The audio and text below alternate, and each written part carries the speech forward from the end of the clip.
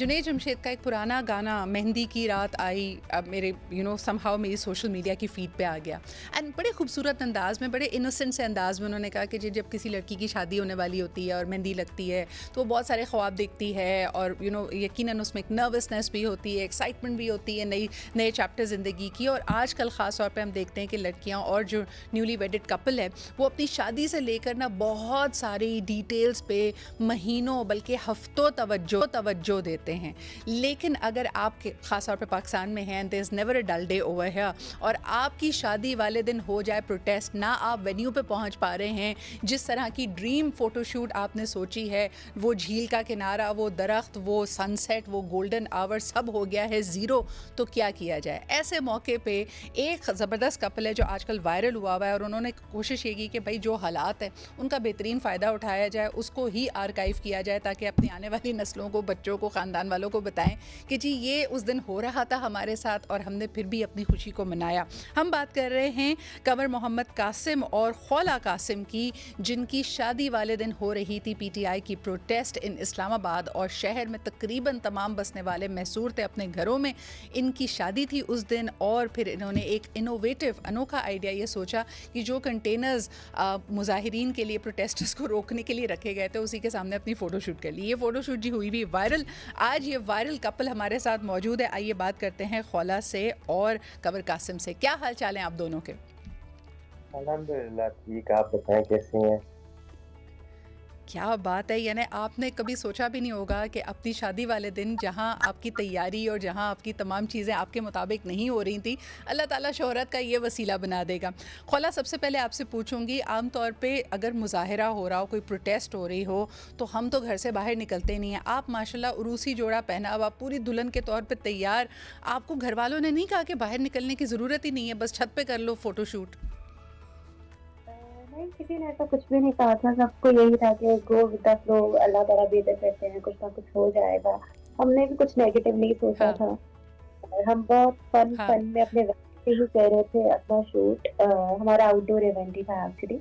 हमने सोचा था हम वेन्यू पे कर लेंगे। बहुत फन में ये बात डिस्कस हुई कि यार यादगार के तौर पे चलो कंटेनर्स के सामने शूट कर लें, और वो हमने किया हम्म। और फन एलिमेंट था हमारा। एग्जैक्टली, हमारे लिए एक मेमोरी थी, मेमोरी, कोर मेमोरी के तौर पे हमने ये अच्छा, चीज़ की। लेकिन कासिम मुझे ये बताएं कि इस वक्त तो यानी मुजाहिरीन के साथ जो वहाँ पे हो रहा था, टीयर गैसिंग हो रही थी, डंडे बरसाए जा रहे थे, आई थिंक आप उस सारे अंदोनाक वाक़यात से पहले वहाँ पहुँच गए थे। लेकिन जो सिक्योरिटी पर्सनल था उन्होंने आपको हटाने की कोशिश नहीं की? उन्होंने कहा नहीं ये कोई तरीका नहीं है, यहाँ तो मुजाहिरीन के लिए हम तैयार बैठे हैं, आप क्या फ़ोटो शूट कर रहे हैं? ये बेसिकली एक छोटी सी मिसकंसेप्शन बन गई है कि ये वो डी चौक वाली जगह थी। ये डी चौक वाली जगह थी अच्छा। ही नहीं। ईरान एवेन्यू अगर आपने देखा हो तो सबसे पहले ईरान एवेन्यू बंद हुआ था, जो मारिकला रोड के साथ आता है, जो 11 डी 12 की तरफ जाता है। तो हम सही। उसी विस्की में ही रह रहे थे, हमारे मार्केट भी वहाँ पे थी। तो हम्म। ये वो एरिया, तो ये एक मिसकंसेप्शन है सही। कि बीच चौक की तरफ वाले कंटेनर थे। नहीं, ये बीच चौक वाले कंटेनर नहीं थे, ये ईरान एवेन्यू वाले। और वहाँ पे ना कोई टीयर गैस थी, ना कोई पर्सनल थे। वहाँ पे सिर्फ के 4-5 कंटेनर थे और हम थे। अच्छा, मुझे ये बताएं कि जब ये तस्वीरें वायरल हुई, ख़ानदान वालों का, दोस्तों का क्या रद्द अमल आया, क्या रिस्पॉन्स था लोगों का? तो सब बहुत खुश थे, इनकी तरफ भी सब बहुत खुश थे, मेरी तरफ भी सब बहुत खुश थे। कॉल्स आ रही थी, उन्होंने मुझे बताया कि इसमें एग्जैक्ट हम बस पे उठे, यार तुम तो वायरल हो गई। ये सब था और हमको कुछ समझ नहीं आ रही था कि, क्योंकि हमें नहीं पता फोटोग्राफर ने क्या अपलोड किया है अभी तक। वी हैड नो आइडिया हाँ। उस वक्त तक। हम तो बस ओके ओके। उठे और हम कॉल से उठे कि ये क्या हो क्या गया है बात है। अचानक। अच्छा, बहुत सारे व्यूअर्स ये जानना चाहते हैं कि आपका सिर्फ फ़ोटोशूट और इवेंट अफेक्ट हुआ था, इसके बाद आप लोगों ने क्या घर ही पे छोटी सी एक दावत कर ली थी, वेन्यू पे पहुंच भी पाए थे या नहीं हुआ था, या वेन्यू वालों ने आपको अकोमोडेट कर लिया और कहा किसी और दिन आके अपना इवेंट कर लें? वेल, इसमें हमने थोड़ा-सा स्मार्टली प्ले किया था, वही बात है, क्योंकि जब हमने कुछ नेगेटिव नहीं सोचा था, हमने शुरू से दोनों ने ही ये सोचा था कि हमने अपना इवेंट एक्जीक्यूट करना है बैंगलोर फॉर बैंगलोर। तो जब 21st को रास्ते बंद होना शुरू हुए, तो हमारी सारी फैमिली इस्लामाबाद शिफ्ट हो गई।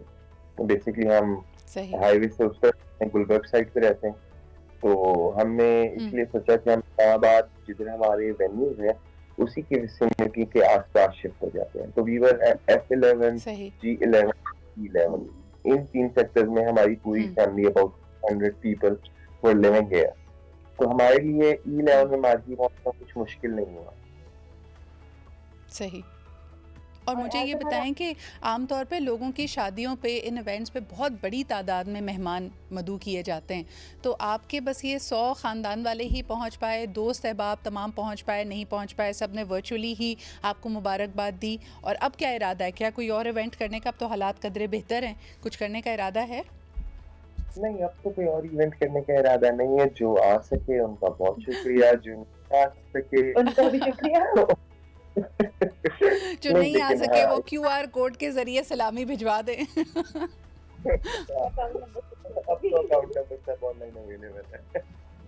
बट हाँ, चलें, बहुत बहुत शुक्रिया कासिम और ख्वाला, आपको मेरी तरफ से बहुत मुबारक हो। यकीनन किसी ने भी नहीं सोचा होता कि उनका बिग डे इतना इवेंटफुल हो जाएगा। जिस तरह वो कहते हैं ना, इंडियन मूवी में उसने कहा था कि जी अब इस रात को बोरिंग बना दो। एक पॉइंट पे आपने भी कहा होगा कि अब इस दिन को बोरिंग बना दें, हम कोई और एक्साइटमेंट नहीं ले सकते।